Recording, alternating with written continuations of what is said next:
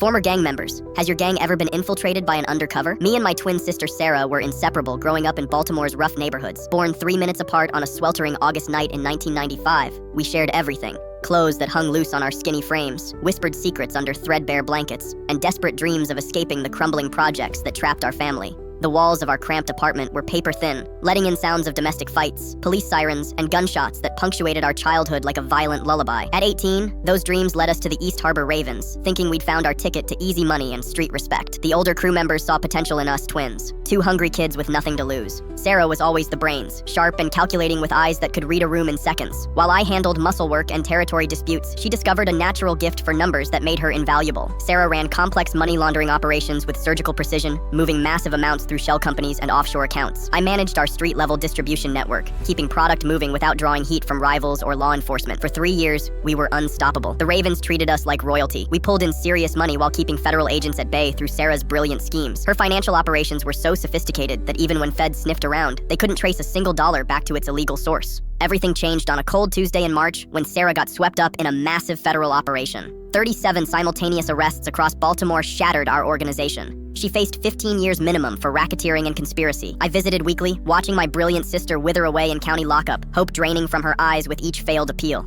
After 3 brutal months, she somehow made bail. Some hotshot DC lawyer mysteriously took her case pro bono, claiming federal overreach. It seemed too good to be true, but Sarah was free. When she walked through our door, something felt wrong. She looked exactly like my sister. Same angular face, same thin scar above her left eyebrow, same raspy voice, but subtle differences nagged at me. She went to bed at 9 p.m. instead of staying up planning jobs. She quit smoking cold turkey after years of 3 packs daily. Most unsettling, she became obsessed with everyone's personal lives, asking probing questions about crew members' families and routines. Then came the pattern of failures following her suggestions. Every job Sarah recommended ended in handcuffs. First, 3 reliable runners got picked up during routine pickup. Then our secure warehouse got raided 18 hours after Sarah scouted it. Within 6 months, half our crew was locked up. I started watching her with street paranoia. She'd disappear for hours with explanations that never added up. I found receipts for coffee shops in neighborhoods she'd never visited. One night, I followed her and watched from shadows as she met some clean-cut guy in an expensive suit near the harbor. 20 minutes of conversation, then she handed him a thick envelope. When I confronted her the next morning, she didn't deny it, just turned with cold, calculating eyes I'd never seen in my sister's face. The real Sarah died of a fentanyl overdose 3 weeks into her sentence, she said in that familiar yet foreign voice. I'm Agent Lisa Chen, DEA. We've been building this case for 2 years.